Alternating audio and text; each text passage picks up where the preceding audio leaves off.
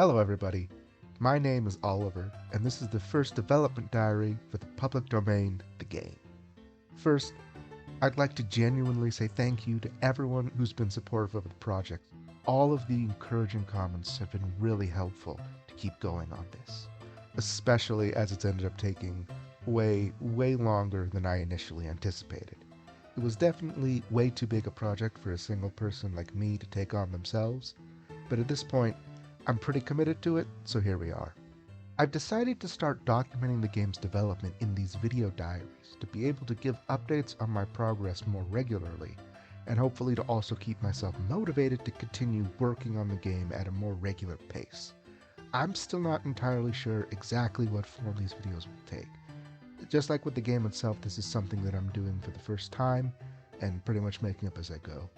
I'm hesitant to share too much since the game is going to be very story focused, so I don't want to spoil too many elements of it, but obviously I also want to give people enough to stay interested, so hopefully I can find that balance. For this first entry, I'm just going to give a basic introduction to the concept of the game and the legal theory surrounding copyright laws that it's based on. I'm also going to talk a little about the process I use to extract game assets from old cartoons and video sources. And finally, I'll go over my design philosophies for the game and explain in a little more detail exactly what you can expect it to be like when you eventually get to play it for yourself. So, copyright laws. This may be a bit of a boring section for some of you, but I'm actually really glad that I can talk about this issue in more detail because there's been a lot of confusion and misunderstanding going around. Not just in the comments of this community, but also around the internet in general since Mickey entered the public domain. I obviously must give the disclaimer that I am not a lawyer, but I have done a lot of research on this topic, and through that, I can confidently tell you that even if I were a lawyer, I still wouldn't be able to definitively give you all the answers about copyright laws. It's such a complicated subject, and a lot of the questions surrounding it don't even have concrete legal answers yet. One of the big things that I want to address is the concept of characters becoming public domain. The important thing to understand is that characters themselves do not become public domain. Only individual pieces of media enter the public domain, whereas characters and IP exist under trademark, which does not expire. So when the first Mickey Mouse cartoons entered the public domain, it was only those cartoons themselves, the individual images, that became public domain. The character of Mickey still is and always will be owned by Disney, entitling them to be the sole creators of new official Mickey content.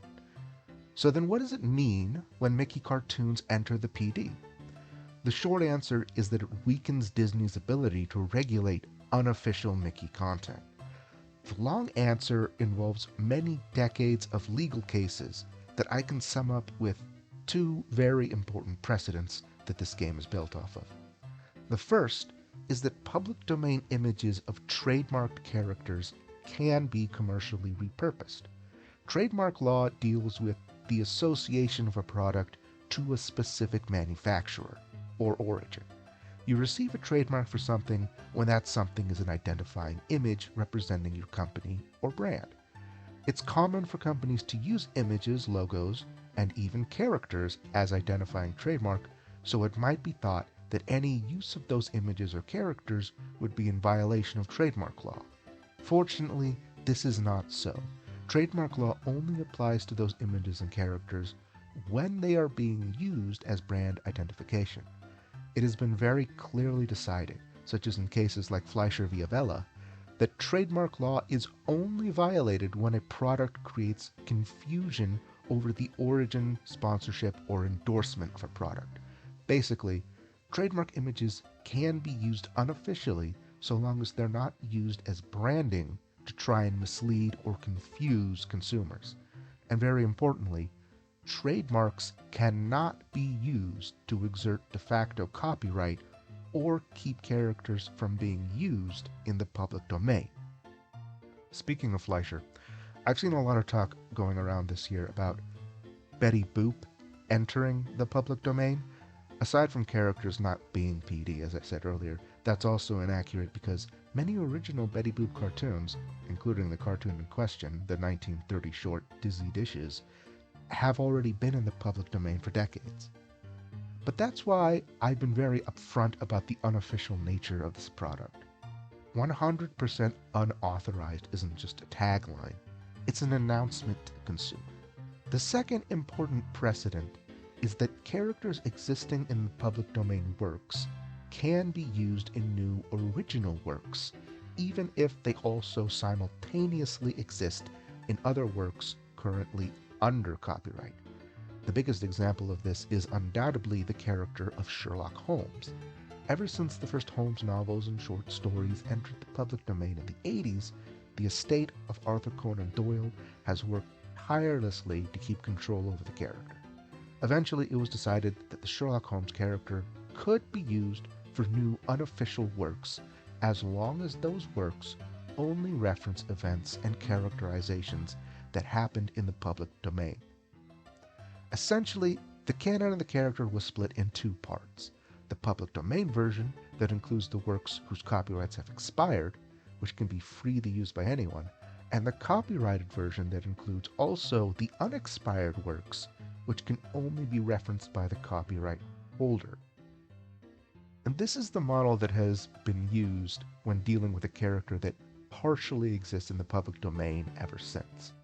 It's why you saw a lot of discourse about the minutiae of Mickey's design, like his gloves, when he first entered the public domain. Because if the earliest version of Mickey didn't have those gloves, then showing him with gloves would be adding details that only existed in copyrighted works, which would be infringement. I definitely got a lot of comments about that when the first trailer released, because people noticed that I used images of Mickey wearing gloves.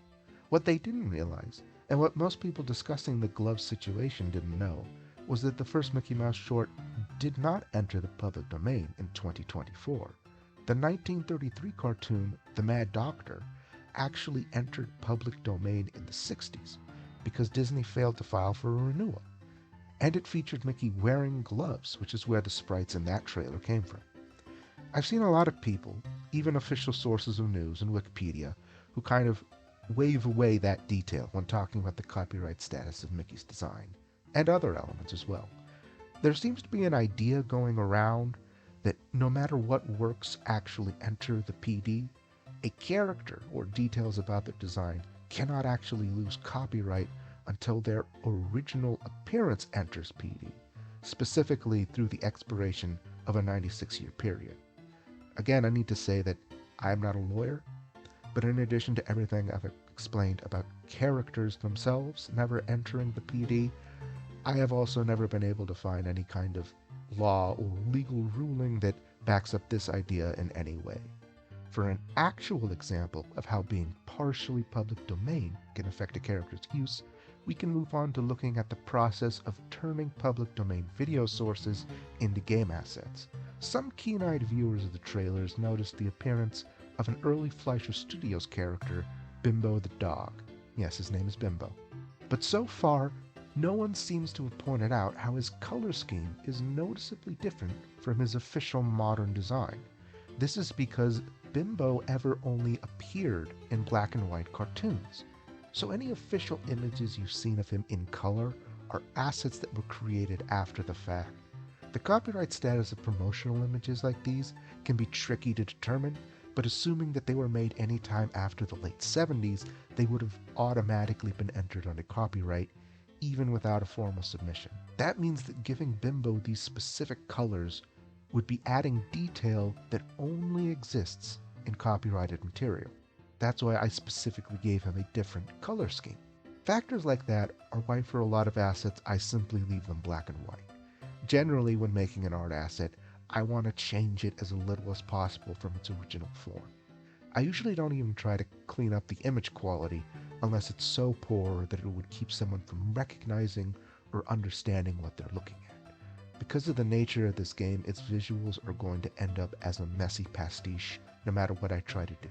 So the best way I can handle it is to lean into it and try to embrace it. That's also why I add the sort of cut-up paper outline to everything. It's directly calling attention to the fact that all these images are from different sources, while somewhat tying them together with a common design element so that the mismatch of quality seems more intentional. A white paper outline is a pretty common element when going for a crafts or scrapbook style aesthetic. I even went out of my way to find the most commonly used crumpled paper texture, even though when it's cut down to just an outline it's pretty hard to tell. But unlike something like Paper Mario where everything has a smooth outline, I wanted to give things a jagged, rough outline to again emphasize the ramshackle nature of the game. I can also use the outline for gameplay purposes by having it indicate objects and things in the environment that are interactable. In a game with as chaotic visuals as this, it's important to try to give some visual clarity and direction as much as possible. As you can see, that's still an ongoing process. Again though, the nature of these assets all coming from different sources and being different quality makes visual clarity something that's difficult to achieve. That's why most of the game will focus on more slower paced elements, such as puzzle solving, dialogue, and puzzle platforming, although there will also be some traditional, faster paced platforming as well. On the Steam page for the game, I call it a run and jump adventure. The best way I can describe what I'm trying to build is a game with the narrative structure and cognitive depth of a point-and-click adventure game, but that plays like a 2D platformer. So, if Monkey Island played like Mario. It's not a completely new idea. There have been at least a handful of games I can think of that have tried to give the player more direct control over an adventure game protagonist in a number of different ways. For this game, I wanted to try and marry the two concepts by having the inventory items all represent different gameplay mechanics. For instance, early in the game the player picks up a wrench, which in a typical adventure game would be the kind of thing you might use to loosen up bolts or activate some kind of mechanism.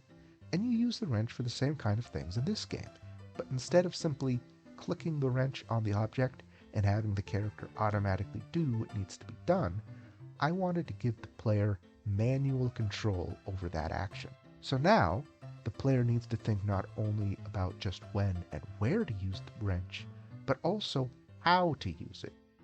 By changing the puzzle from binary states of not solved and solved to a more complex system of actions the player has to consciously do, it elevates the gameplay from a simple system of locks and keys and keeps the game from being able to be brute forced by just trying every possible item on every possible object. It also allowed the item to be used both for more traditional puzzle solving as well as platforming.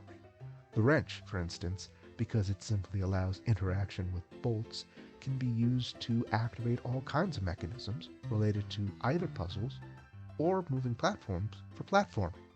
Ideally, all items in the game would have these dual purposes, where they enable a mechanic that can be used for both puzzle solving and platforming.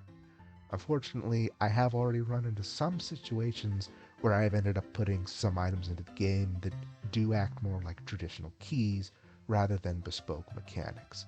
A key, for instance, is pretty difficult to think of a mechanical use for other than just unlocking a door. So although my goal is to have every item be multi-purpose, I still do want to retain the level of complexity and narrative integration that puzzles and adventure games are known for, and sometimes that really does call for items that don't really have physical or mechanical effects. I can't go too much into detail about what exactly those kinds of items are, because as I said, I don't want to reveal too much information about the game yet, at least not about its specific contents like that. As a narrative game and a puzzle game, it's important to keep some things a secret until it's actually being played, whenever that ends up being. Till then, I hope you enjoyed the first development diary for the public domain of the game. I'm not going to give out any kind of schedule about how often I'll be doing these, as I'm not sure if you've noticed, but I'm not very good at deadlines. But I do plan on releasing more whenever I feel I have enough to share. I also would love to be able to answer any questions that you might want to leave in the comments section. I'd like future diaries to end in a QA session, where I can talk about some of the most frequently asked questions about the game. So please feel free to ask anything you want to know about the game, or myself, and keep an eye out for the next video. I may end up also answering smaller questions in the comments themselves, but bigger topics I want to save for discussing them in the diaries. Until then, I genuinely want to thank everyone again who's continued following this game. I really can't say how impactful it's been for me, and I wish the absolute best for all of you out there. So thank you, and see you next time.